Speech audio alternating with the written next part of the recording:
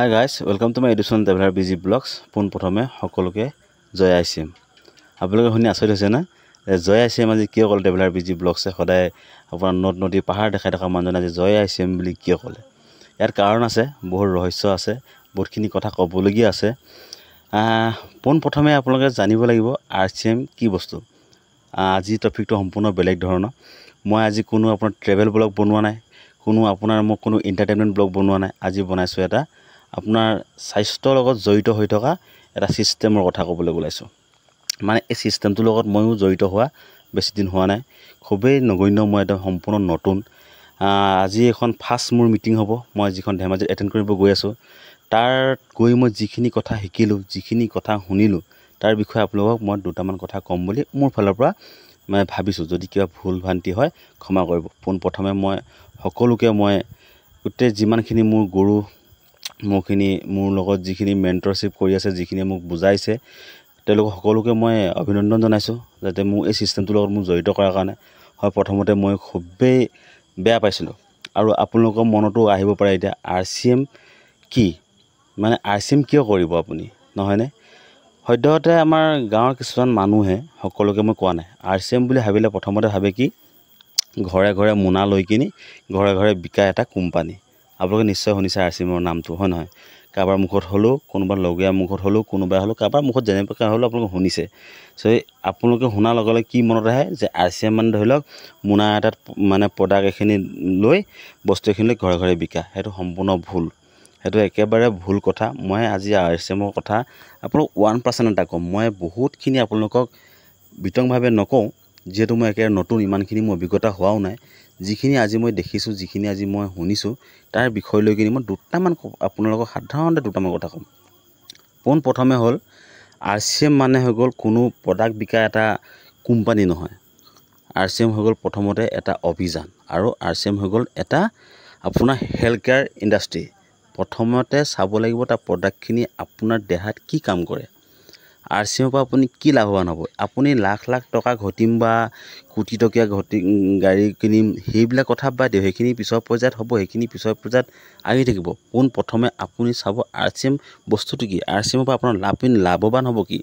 আপুনি এইখিনি প্ৰডাক্ট আনি কিনি বিকি, মই জইনিং কৰিম, জইনিং কিনি মানুহ এখিনি ভৰাই মই ঠিকছে প্ৰডাক্ট বিকি কিনি লাভৱান হৈ টকাখিনি ঘটিম, সেইখিনি প্ৰথমতে ভাবিব বাদ দিয়ক। আপুনি পোনপ্ৰথমে ভাবক আৰচিএমৰ প্ৰডাক্টখিনি আপোনাক কি সহায় কৰিব, আৰচিএমৰ পৰা আপুনি কি লাভ পাব, আৰচিএমৰ প্ৰডাক্ট খাই কিনি আপোনাৰ কি হ'ব, আৰচিএমৰ লগত জড়িত হ'লে আপোনাৰ লাইফত কি কি চেঞ্জেছ হ'ব, কি ধৰণে আপোনাৰ কি প্ৰচেছত, মানে ইত্যাদি ইত্যাদি বহুত। আৰচিএমৰ কথা কৈ আপুনি শেষ কৰিব নোৱাৰে, আৰু আৰচিএমক বুজিবলৈ হ'লে আপুনি বহুত টাইম দিব লাগিব, যি নেকি মই ইমান টাইম দিয়া নাই। গতিকে ইমানখিনি ক'ব নোৱাৰিম।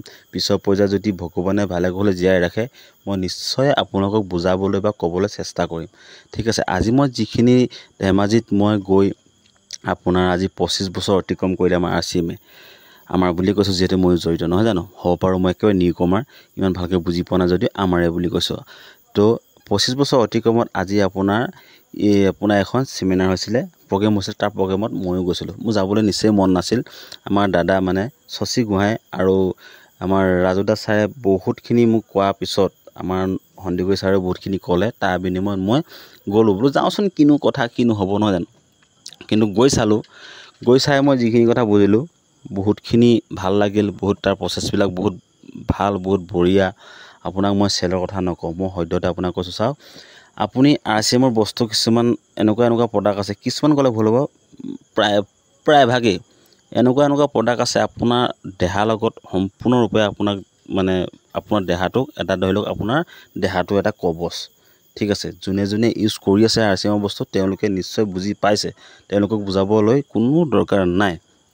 যিয়ে নেকি ইউজ নাই কৰা, যিয়ে নেকি আপোনাৰ ভুল ধাৰণা এটা লৈ বহি আছে যে এই আৰচিএম কি এটা ফ্ৰড কোম্পানী নেকি, পইচা লুটি নিব নেকি, মই তেওঁলোকক কৈছোঁ আৰচিএমক চাওক, পইচা কেনেকৈ লুটিব, কেনেকৈ নলুটিব, সেইবোৰ মই ক'ব নাযাওঁ।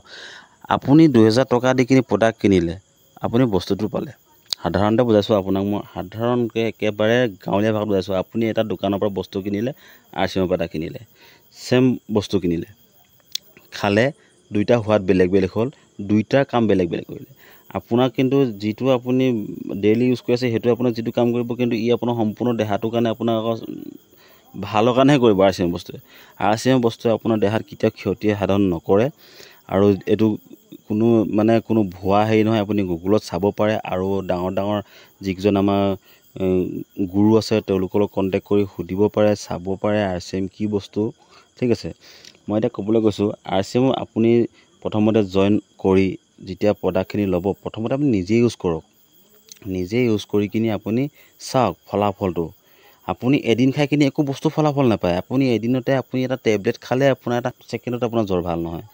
যিকোনো এটা বস্তু টাইম লাগে। ঠিক আছে, ঠিক তেনেদৰে RCM বস্তুটো যিখিনি আপুনি প্ৰডাক্ট খাব, প্ৰডাক্ট ল'ব, সেই প্ৰডাক্টখিনি আপুনি মেক্সিমাম 3 মাহ এটা কোৰ্চ কৰক, 3 মাহ আপুনি ইউজ কৰক নিজে। আপুনি জইনিং কৰি একদম টকা পইচা এগাল ঘটিম ধনিয়াম সেইটো ভাবনা বাদ দিয়ক। প্ৰথমতে আপুনি নিজে ইউজ কৰক। ইউজ কৰি কিনি আপুনি এটা ফলাফল যি পাব, তাৰপিছত আপুনি নিজে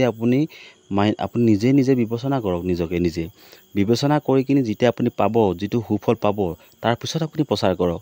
তাৰপিছত আপুনি বিজনেছ লাইনত ঘুচক। তাৰপিছত আপুনি মানুহক কওক যে এনেকৈ কৰিলে এনেকৈ পায়, এনেকৈ কৰিলে এনেকৈ পায়। গম পাইছেনে? মই যিটো ক'ব বিচাৰিছোঁ বুজি পাইছে নহয়? RCMটো হ'ল তেনেকুৱা। RCM মুঠতে লছৰ ঘৰত মোৰ হিচাপত 1% নাই। বঢ়িয়া।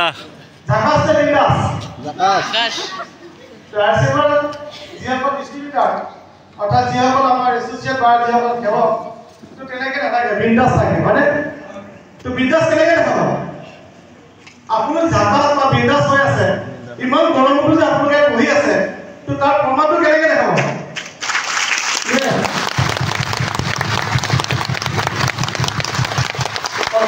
Thank you. মই পৰিচয় দিব বিচাৰিছোঁ। ইয়াত বহি থকা বহুতে হয়তো চিনি পায় আৰু হয়তো বহুতে চিনি নাপাবও পাৰে, কাৰণ ভাৰতৰ প্ৰধানমন্ত্ৰী মই নহয়, কাৰণ গোটেই ভাৰতে মোক চিনি পাব, অৰ্থাৎ গোটেই ৱৰ্ল্ডে মোক চিনি পাব। ইয়েছ নে নো? ইয়েছ। মই এখন সৰু ঘৰৰ পৰা, এটা মধ্যবিত্ত পৰিয়ালৰ পৰা বিলং কৰা এই ব্যক্তিজনৰ নাম হ'ল মিষ্টাৰ ৰাজু দাস। ঘৰ ডিব্ৰুগড় ডিষ্ট্ৰিক্ট কমলাবাৰী। এখন সৰু গাঁৱৰ পৰা বিলং কৰিছিলোঁ আৰু এই অভিযানটোৰ লগত জড়িত হৈছোঁ 2015 চনৰ 31 ডিচেম্বৰ। 2015 চনৰ 31 ডিচেম্বৰ মই জড়িত হৈছোঁ এই অভিযানটোৰ লগত। আৰু এই অভিযানটোৰ লগত যেতিয়া মই জড়িত হৈছোঁ, যদি মোৰ পৰিচয়টো অকণমান দিব বিচাৰোঁ, মোৰ কাহিনীটো অকণমান দিব বিচাৰোঁ, সেই কাহিনীৰ মাধ্যমত আপোনালোকে বুজি দিব যে ৰাজু দাস বোলা ব্যক্তিজন RCMত কিয় আহিলে বা কিয় আহিবলৈ বাধ্য হ'ল, বা আজি ডেটত এক্টিভলি প্ৰফেচনেলি কিয় কাম কৰি আছে। ৱাইটো আমি ক্লিয়াৰ হ'ব লাগিব। প্ৰত্যেকৰ জীৱনত এটা ৱাই থাকে, ক্লিয়াৰ নহয়, দূৰদৰ্শী নহয়। তাৰ কাৰণে হয়তো RCMত বহুত ব্যক্তি এই যে বেগটো থাকি যায়, 10-15 বছৰ অতিক্ৰম কৰাৰ পিছতো মানুহৰ বেগটো থাকি যায়। তাই মই সৰু মোৰ জীৱনৰ লগত ঘটিত কাহিনী ক'ব বিচাৰিছোঁ। এই অভিযানটোৰ লগত জড়িত হোৱাৰ মোৰ উদ্দেশ্য, এই অভিযানটোৰ লগত জড়িত হোৱাৰ মোৰ উদ্দেশ্যটো হ'ল 2011 চনত মোৰ এটা সৰু অসুখে দেখা দিছিলে আৰু সেই অসুখটোৰ নাম আছিলে মধুমেহ, অৰ্থাৎ অসমীয়াত মধুমেহ, ইংৰাজীত কয় ডায়েবেটিছ। আৰু সেই ডায়েবেটিছটো যেতিয়া মোৰ আহিলে মোৰ জীৱনত, সেইখিনি সময়ত এজন মোৰ সতীৰ্থ বন্ধু আছিলে আৰু সেই বন্ধুজনে এই RCMৰ যি হেলগাত ৰাইজেন অইল, সেই অইলটো মোৰ ওচৰত লৈ আহিছিলে আৰু জোৰ কৰি মোক তেখেতে খাব দিছিলে। আৰু সেই দিনাখনিয়ে মই RCMৰ লগত জাষ্ট জড়িত হৈছিলোঁ, মানে হেলগাত অইলটো খাবৰ কাৰণে। আৰু পিছৰ পৰ্যায়ত তেনেকৈ প্ৰডাক্টবিলাক খাওঁতে ইটোৰ লগত সিটো প্লাছ হৈ ইজুকেল হৈ পেলাই মোৰ জীৱনত আজি এখন বহুত ডাঙৰ বহুত ব্যক্তি এতিয়া প্লাছ হৈ ইজুকেল হৈ কিমান সংখ্যক ব্যক্তি আছে মইও নাজানো। আৰু এইখিনিতে কথা এটা কওঁ, আমাৰ ইণ্ডিয়াৰ ভিতৰত ডাইৰেক্ট চেলাৰ মানে কোম্পানী হৈ গ'ল RCM। আপুনি ধৰি লওক এতিয়া বেলেগ এটা কোম্পানীয়ে বস্তু আপোনাক কোম্পানীত বনাই কিনি আপোনাক দিলে, ডিপুত দিলে, আপোনাক এই মাৰোৱাৰীক দিলে, হ'লচেলাৰ দিলে, আপোনাৰ এই ৰিটেইলাৰ দিলে, কাষ্টমাৰক 4-5জনৰ মানুহৰ পিছতহে আমি পাওঁ। তো সেই 4-5জনৰ লাভ দিয়াৰ পিছতহে আপোনাৰ কাষ্টমাৰে পালে, হয়নে? কিন্তু এই RCM বস্তুটো এনেকুৱা নহয়। RCMটো এতিয়া কোম্পানীৰ পৰা বনিলে ডাইৰেক্ট কাষ্টমাৰে পালে। এইটো কয় ডাইৰেক্ট প্ৰডাক্ট, মানে ধৰি লওক ডাইৰেক্ট চেলাৰ। এইটো আপুনি এই 3rd-person বুলি ক'বলৈ নাই। আপুনি ডাইৰেক্ট কোম্পানীৰ লগত যোগ হ'ল, কোম্পানীৰ পৰা ডাইৰেক্ট আপুনি মাল ল'লে। কিমান অসুবিধা চাওক। আৰু এইখিনিতে কৈ থওঁ সেই 5 জনৰ পইচাটো কিন্তু আপুনি পালে এইটো কেনেধৰণে পায় কি ধৰণে পায় কি এইটো সব সিস্টেম আছে এইখিনি মানে এটা বুজাব নাযাওঁ এই সব বস্তু এটা হেৰি আছে আজি ফাৰ্ষ্ট মই গৈয়ে ইমানখিনি কথা ক'ব নাযাওঁ সেইটো কাৰণে মই আপোনাৰ সদ্যহতে এনেই কৈ থলোঁ যে এই বেলেগ কোম্পানীয়ে যিজন 5 জন মানুহক লাভটো দি আপোনাৰ যিটো পইচা মানে যিটো দামত হেৰিয়ক দিয়ে কাষ্টমাৰক দিয়ে সো সেই বস্তুটো কিন্তু সেই 5 জনক নিদি কিনি আপুনি ডাইৰেক্ট কিনাজনকেই আমাৰ এই আৰচিমত ডাইৰেক্ট দি দিয়া হয় ইমানে ক'লোঁ বাকি আপোনালোকে ধুনীয়াকৈ খুচৰি চাওক কেনেকুৱা পায় জনাব আৰচিএম বিষয়ে আপোনালোকে ষ্টাডি কৰক আমাৰ লগত জড়িত হওক আমাৰ আছে গুৰুসকল আমাৰ ছাৰসকল আছে বাইদেউসকল আছে ৰাতিপুৱা জুম মিটিং হয় গধূলি 8টা বজাত জুম মিটিং হয় সকলোৱে তাত জয়েন কৰক আপোনালোকে আৰচিএমৰ লগত জড়িত হওক সকলো জানিব মোতকৈ বহুত ধুনীয়াকৈ বুজাই দিব মই আপোনালোকক 0.0001% কৈছোঁ মুঠতে আৰচিএমটো কৰক নিজৰ দেহাৰ কাৰণে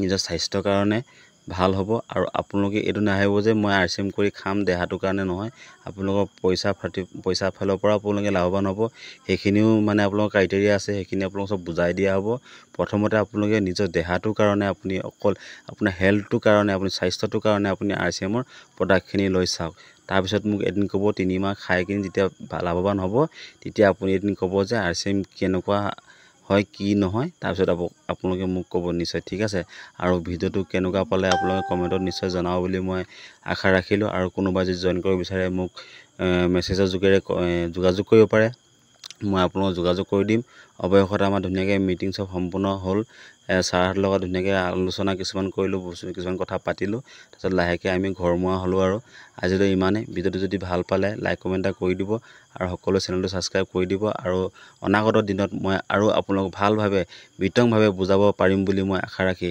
আজিলৈ আহিছোঁ জয় আৰচিএম জিন্দাবাদ